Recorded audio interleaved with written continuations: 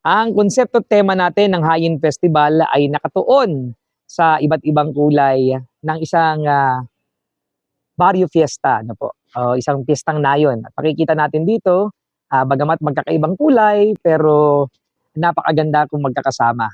At ang Hayin Festival bilang handog ay yaman ng mga infantahin. Ito hindi lamang sumasalamin sa yaman na mayroong pong pinansyal o kaya naman ay kakayahang magpakain tuwing namimiesta, kundi po ihain yung galing at talento ng mga infantahin sa kapwa infantahin, gayon din po sa mga bisita natin turista na dumadayo po ngayong darating po nating ika-417th year ng pagkakatatag po ng bayan ng Infanta. At take note, ngayon nga pong taon ay talagang isi-celebrate din natin by August ang probinsya ng Infanta. Maraming hindi nakakaalam na ang Infanta po used to be a province. At ngayon nga ito ay aking idideklara sa pamamagitan ng executive order. Isa po itong probinsya ng Pilipinas noong panahon po ng mga Espanyol. Hindi pa po parte, hindi pa ito Quezon, ang parte po ng Lukban, papunta po ng Katimugan ay tinatawag noon na probinsya ng Tayabas. Ang Real Infanta Nacar at Polillo Group of Islands ay tinatawag po noon na probinsya ng Infanta bago po napalitan ang pangalan nito on the early years ng 1900s.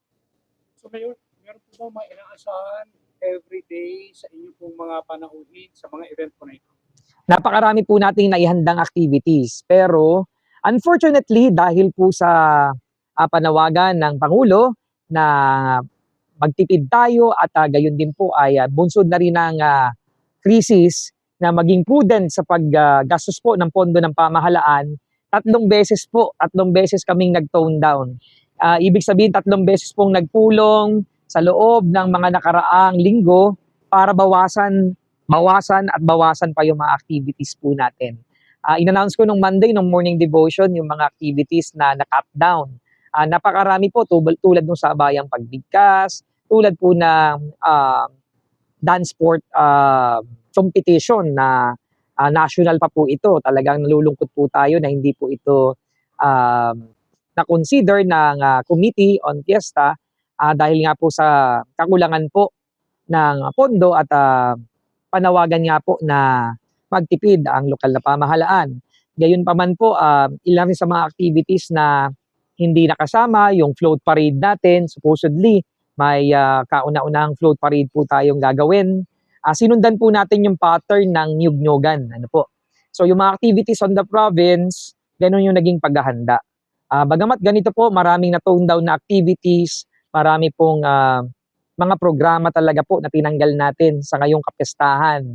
Mga kababayan, humingi kami ng pangunawa, talaga pong kailangan nating tumalima sa inatas. Pero we'll make sure pa rin po na magiging masaya ang pagdiriwang po natin ng kapestahan sa kabila po ng krisis.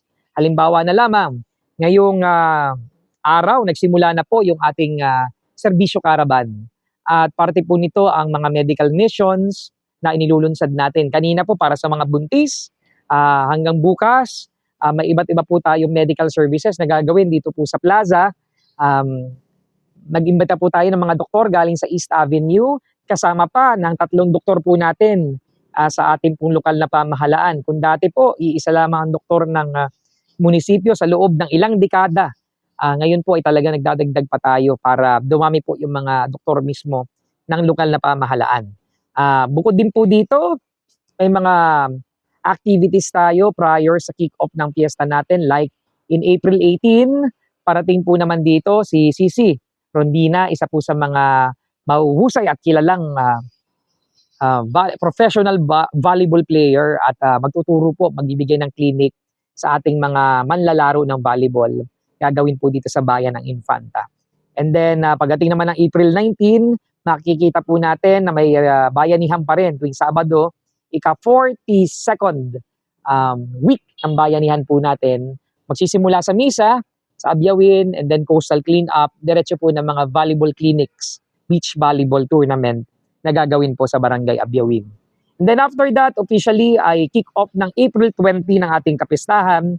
So makikita po natin yung the usual nating bazaar, mas pararamihin po natin mas marami po tayong i-invite ng mga kababayan na magbenta po ng kanilang mga produkto.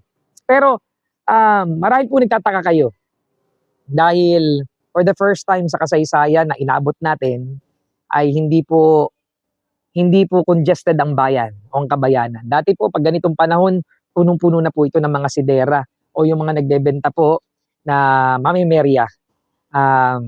Humihingi ako ng pangunawa sa mga taga-tangkilik pero pinag-isipan po nating mabuti. Unang-una na po ay importante po sa akin ang maluwag na kalsada. Pag-responde po natin sa mga aksidente, gayon din po naman ay pag-maintain ng kalinisan. Kaya hindi ko po pinayagan na magkaroon ng sidera dito sa ating bayan. Instead, inanalyze din po natin, mas marami po sa mga nagbebenta ay hindi naman mga taga-Infanta. Dumadayo po sila at umiikot sa iba't ibang mga kapistahan bayan-bayan. So yun po, kaya po minabuti po natin na kung sakali po sila magbebenta, dahil naapektuhan din po naman yung ating mga lihitimong taga-Infanta na maliliit na nagninegosyo, ay mabigyan na lamang ng espasyo dun sa parking common.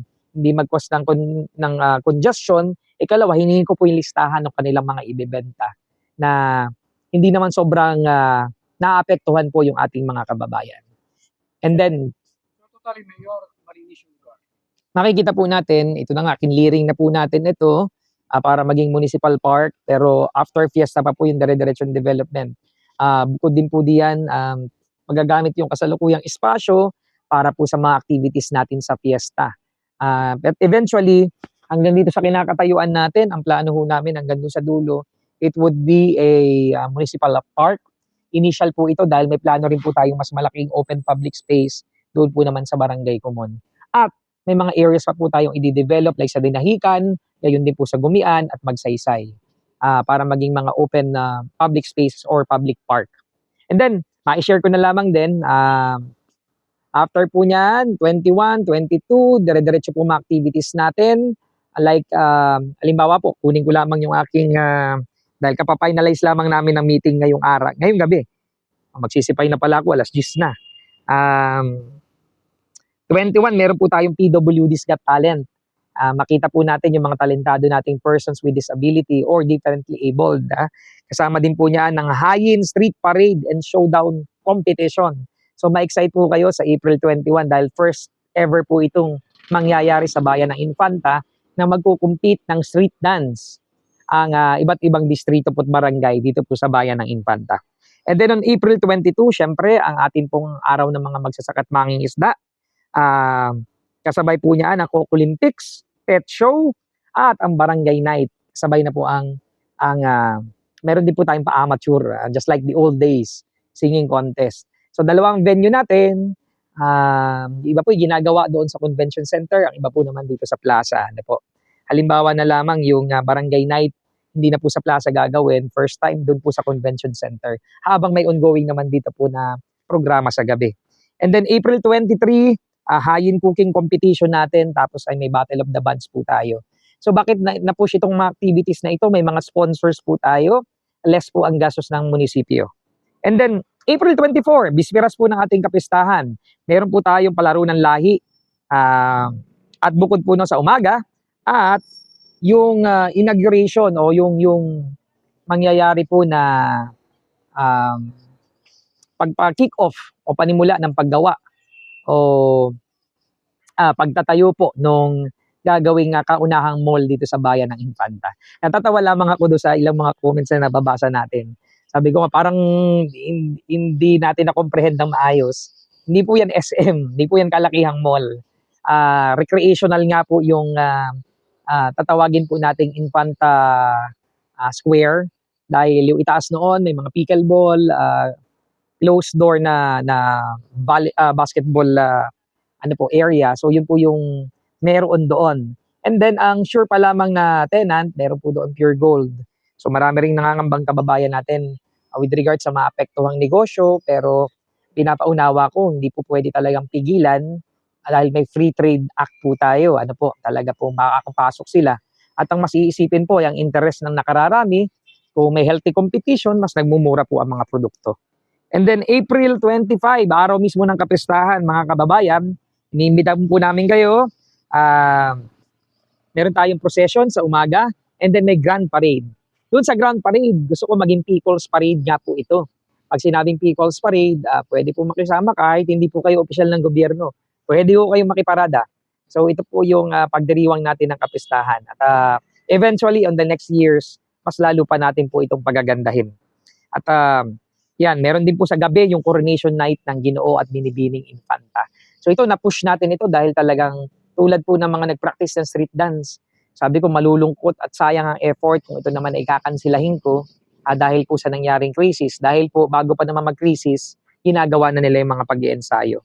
April 26, Binibining Ikatlong Lahi.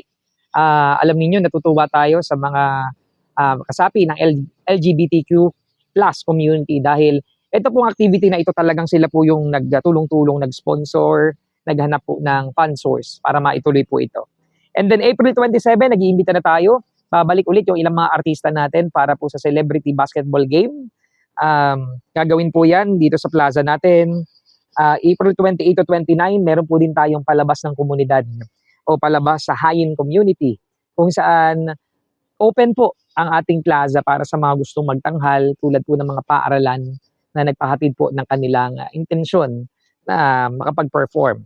And then, yun din, April 30, yun po ang katapusan ng ating Hayin Food Bazaar. In-extend po natin talaga ng hanggang 10 araw. Unlike dati na almost 1 week lamang. Ano po? Para makabawi din po yung ating mga mamumuhunan lalo sa panahon ng krisis. And lastly, magkukulminate tayo on April 30 sa pamamagitan ng Good Governance Summit. Nakakasama natin si Quezon City Mayor Joy Belmonte, si Baguio City Mayor Benji Mangalong, mga kasama natin sa Mayors for Good Governance para pag-usapan how do we move forward sa advokasya po natin na magkaisa ang lahat ng mga infantahin para sa mabuting pamamahala. So yun po, that comprised some of the activities in the Hayin Festival o ang founding at fiesta ng Bayan ng Infanta. Mayor, yung lahat po ng calendar of the activities, ito po ay nakapost mismo sa Municipality of Infanta, tama po ba? After po ng meeting ngayon, maipopost na po ito dahil nag-finalize po tayo. Nakalimutan ko pa, ito po naman, supposedly cancel na po ito.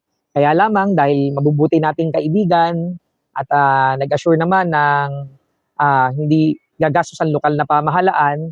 So kasabay po nung pre-pageant sa 24, right after po noon, dito po magkakaroon tayo ng isang maiksi lamang na People's Night kung saan makakasama po natin ang River Maya. Dahil malapit nating kaibigan at kumpare ko po ninong na aking anak, si Mark Iscueta, at gayon din naman ating malapit na kaibigan si Nathan Azarcon. So sila po mga original members ng River Maya ay pupunta para maghandog ng mga awitin na sumikat, nakilala po natin nung lalo na po nung kapanahunan ng 90s at early 2000. Maraming salamat, Mayor. Maraming salamat po.